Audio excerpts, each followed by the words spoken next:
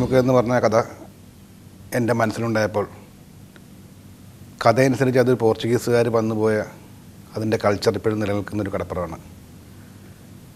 അപ്പോൾ തീർച്ചയായിട്ടും സാധാരണ ഒരു കടപ്പുറം എന്ന് പറയുമ്പോഴത്തേക്ക് കുടിലും വള്ളങ്ങളും മണൽപ്പരപ്പും അത്ര ഒരു കടപ്പുറമല്ല നമുക്ക് വേണ്ടത്.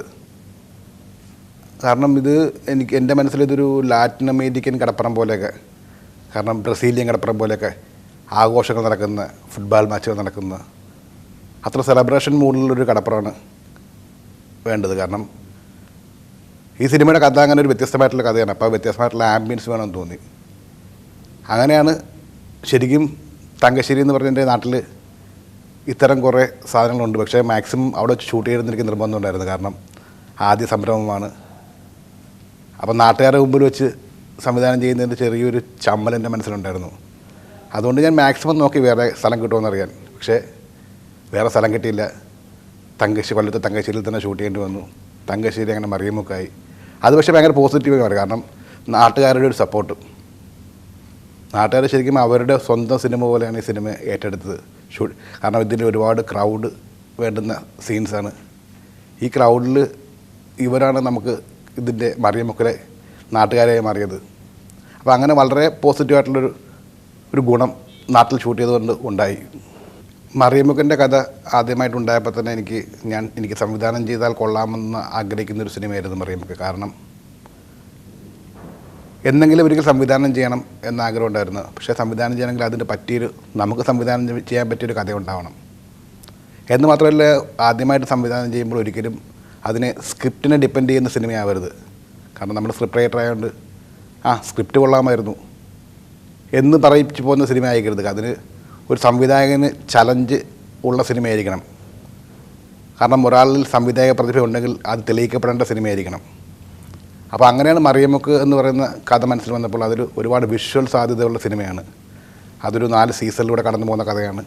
ഒരു വൈറ്റ് ക്യാൻവാസാണ്, നല്ല ക്രൗഡുണ്ട്, ഒരു ആംബിയൻസിന് ഇമ്പോർട്ടൻ്റ് സിനിമയാണ്. അപ്പോൾ ഇത്തരത്തിൽ ഒരു സംവിധായകന് ഒരു പുതുമുഖ സംവിധായകന് അയാളുടെ കഴിവ് തെളിയിക്കാൻ പറ്റുന്ന ഒരു സിനിമയാണ് മറിയമുക്ക്. അതുകൊണ്ടാണ് തീർച്ചയായിട്ടും ഇതൊരു വെല്ലുവിളിയായി ഏറ്റെടുത്തുകൊണ്ട് സംവിധാനം ചെയ്യാമെന്ന് ഞാൻ തീരുമാനിച്ചത്. നമ്മളെ മനസ്സിൽ ഞാൻ പറഞ്ഞില്ലേ, പല രീതിയിലാണ് കഥ ഉണ്ടാകുന്നത്. ചിലപ്പോൾ ഒരു പത്രവാർത്തയിൽ നിന്നായിരിക്കാം, ചിലപ്പോൾ യാത്രയിൽ നിന്നുള്ള ആലോചനയിലായിരിക്കാം. അങ്ങനെ പല രീതിയിലാണ് എൻ്റെ മനസ്സിൽ കഥ ഉണ്ടാകുന്നത്. ഞാനതൊക്കെ ഡയറിയിൽ ആലോചന ഉണ്ടാകുമ്പോൾ ഡയറിയിൽ നോട്ട് ചെയ്യും. പിന്നീട് സിനിമയ്ക്ക് പറ്റിയ കഥ ആലോചിക്കുമ്പോഴത്തേക്ക് ഡയറി മറച്ചു നോക്കും. ഇതാണ് എൻ്റെ ഒരു ശീലം. മറിയമുക്കിൻ്റെ കഥയുടെ മെയിൻ ഇൻസ്പിറേഷൻ എന്ന് പറയുന്നത് ആ ലൊക്കേഷൻ തന്നെയാണ്. ഞാൻ നേരത്തെ പറഞ്ഞ പോലെ, കാരണം ഒരു കടൽപ്പുറത്ത് നിൽക്കുന്ന സിറ്റിയാണ് തങ്കശ്ശേരി എന്ന് പറയുന്നത്. 1 സ്റ്റോറി 2 സ്റ്റോറി ബിൽഡിങ്സ് ഉള്ളൊരു സിറ്റിയാണ്. അപ്പം ലാൽ ജോസൊക്കെ അവിടെ വന്നിട്ടുണ്ട്. അപ്പോൾ അവരൊക്കെ വന്നിട്ടുണ്ട്, ഇതൊരു ബ്രസീലിയൻ കടപ്പുറം പോലെ ഉണ്ടല്ലോ എന്ന് പറയുന്ന ആ വാക്കുകളും. അപ്പം ആ അത്തരം ഒരു ആംബിയൻസിൽ നടക്കുന്നൊരു കഥ ഉണ്ടാവണമെന്ന് എപ്പോഴെങ്കിലും ചെയ്യണമെന്ന് മനസ്സിലുണ്ടായിരുന്നു. കാരണം അത്ര അവിടെ ഒരു പ്രത്യേകത എന്ന് പറഞ്ഞു കഴിഞ്ഞാൽ പകുതി ആംഗ്ലോ ഇന്ത്യൻ കൾച്ചറും പകുതി ഫിഷർമെൻ കൾച്ചറും. അപ്പം അങ്ങനെയുള്ളൊരു സ്ഥലം, അവിടെ നമ്മൾ എത്രയോ നാളുകൊണ്ട് കൊച്ചിലെ മൂലം കണ്ടുപിടിക്കുന്ന സ്ഥലം. അപ്പോൾ എന്തെങ്കിലും അതിനെ ബേസ് ചെയ്തൊരു കഥ ഉണ്ടാവണമെന്ന് മനസ്സിലാഗ്രഹം ഉണ്ടായിരുന്നു. ആ ലൊക്കേഷനാണ് ഫസ്റ്റ് ഇൻസ്പിറേഷൻ കഥയുടെ. അവിടെ നിന്നാണ് ബാക്കി സംഭവങ്ങളൊക്കെ ഉരുത്തിരിയുന്നത്. പകുതി ക്ലാസ്മേറ്റ്സ് മുതലേ ഞങ്ങൾ നല്ല പരിചയക്കാരായിരുന്നു, നല്ല അടുപ്പമുള്ളവരായിരുന്നു. ഭഗതൊന്നും സിനിമ സജീവമല്ലായിരുന്നു. പിന്നീട് അപ്പോൾ ഭഗതിനെ വെച്ചൊക്കെ അപ്പോൾ ലാൽ ജോസ് എന്നോട് പറഞ്ഞിട്ടുണ്ട്, അവൻ്റെ കണ്ണ് ശ്രദ്ധിച്ചോ, അവൻ്റെ കണ്ണിലൊരു മുയൽക്കുട്ടിയുമുണ്ട്, ചെന്നായുമുണ്ട്. കാരണം ഭയങ്കര എക്സ്പ്രസീവായിട്ടുള്ള കണ്ണുകളാണ്. അപ്പോൾ ഭഗതിനെ വെച്ച് എന്തെങ്കിലും ഒരു സിനിമ ആലോചിക്കണമെന്ന് മനസ്സിലുണ്ടായിരുന്നു. ലാൽ ജോസ് പലപ്പോഴും ആലോചിച്ചിട്ടുണ്ട്, അതൊന്നും നടക്കാതെ പോയി. അങ്ങനെ നമ്മുടെ സുഹൃത്തായിരുന്ന ഭഗത് വേറെ വഴിയിൽ സിനിമയിലൂടെ കയറി വന്നു, വീണ്ടും സജീവമായി. അപ്പോഴും നമ്മുടെ മനസ്സിൽ ആഗ്രഹം ബാക്കി അവനെ വെച്ചിട്ടൊരു സിനിമ ഉണ്ടാവണമെന്ന്. പക്ഷേ അവൻ പിന്നീട് വന്ന് മലയാളത്തിലൊരു സ്റ്റാറായി കഴിഞ്ഞപ്പോൾ പിന്നീട് തോന്നിയത് വെറുതെ ഒരു കഥയും കൊണ്ട് അവനടുത്ത് ചെല്ലരുത്, നമ്മളെ ബന്ധം മിസ്യൂസ് ചെയ്യുന്ന പോലെ ആയി പോകും. അവന് ചെയ്യാൻ കൗതുകം ഉണർത്തുന്ന ഒരു കഥ അല്ലെങ്കിൽ ഒരു ക്യാരക്ടറെ കൊണ്ട് ചെല്ലാവുള്ളൂ. അങ്ങനെയാണ് ഈ മറിയമുക്കിലെ ഫെലിക്സ് മനസ്സിലുണ്ടായപ്പോൾ അവനോട് ചെല്ലുന്നത്. കാരണം അവൻ സ്ഥിരം ചെയ്തിട്ടില്ലാത്ത, എനിക്കൊന്നും സ്ഥിരം ചെയ്യുന്ന മാതിരിയുള്ള മെട്രോപൊളിറ്റൻ പോളിഷ്ഡ് ക്യാരക്ടേഴ്സ് അല്ലാത്ത ഒരു ഡൗൺ ടു എർത്തായ റസ്റ്റിക് ഹീറോ അവൻ ഇന്നവരെ ചെയ്തിട്ടില്ല. അപ്പോൾ സ്വാഭാവികമായിട്ടൊരു ആർട്ടിസ്റ്റിനെ കൊതിപ്പിക്കുന്ന കഥാണല്ലേ, അവർക്ക് ചെയ്യാൻ ഇതുവരെ ചെയ്തിട്ടില്ലാത്തൊരു കാര്യം. അങ്ങനെയാണ് ഭഗതിനോട് പറയുകയും അവൻ പറഞ്ഞു ചേട്ടാ ഞാൻ കൂടെ ഉണ്ട്, നമുക്ക് ഈ സിനിമ ചെയ്യാം എന്ന് പറയുകയും ചെയ്തത്. തിരക്കഥ എഴുത്തെന്ന് പറഞ്ഞാൽ മാനസികമായിട്ട് നല്ല സ്ട്രെയിൻ ഉള്ളൊരു ജോലിയാണ്. കാരണം നമ്മൾ ഒറ്റയ്ക്ക് ഒരാളൊരു റൂമിലിരുന്ന് അയാൾ എഴുതുകയാണ്. എഴുതുമ്പോഴത്തേക്ക് മറ്റേ ഷൂട്ടിംഗ് എന്ന് പറയുമ്പോഴത്തേക്ക് ഒരു കോറസ് ഉണ്ടാവും. കാരണം ക്യാമറമാൻ ഉണ്ടാവും, ആർട്ട് ഡയറക്ടർ ഉണ്ടാവും, നടീനടന്മാരുണ്ടാവും, മറ്റ് ക്രൂ മെമ്പേഴ്സ് ഉണ്ടാവും. ഒരു ഒരു ഒരു ഗ്രൂപ്പായിട്ടുള്ള വർക്കാണ് നടക്കുന്നത്. പക്ഷേ ഒരു തിരക്കഥ എഴുത്തെന്ന് പറഞ്ഞാൽ അതിൻ്റെ ഒരു ഒരു ഒരു മുഷിച്ചിലും അതിൻ്റെ മെൻ്റൽ സ്ട്രെയിനും. കാരണം ഒരാൾ ഒറ്റയ്ക്ക് റൂമിലിരുന്ന് ഒരു സിനിമ മനസ്സിൽ കണ്ടുകൊണ്ട് എഴുതുകയാണ്.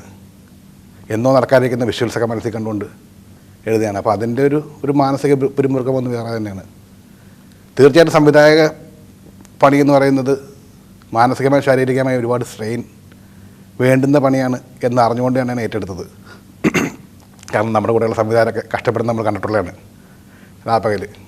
പിന്നീട് എന്നെ സംബന്ധിച്ച് ഏറ്റവും വലിയ വെല്ലുവിളി എന്ന് പറയുന്നത്, ഞാൻ പൊതുവെ ഷൈ ആയിട്ടുള്ള ആളാണ്.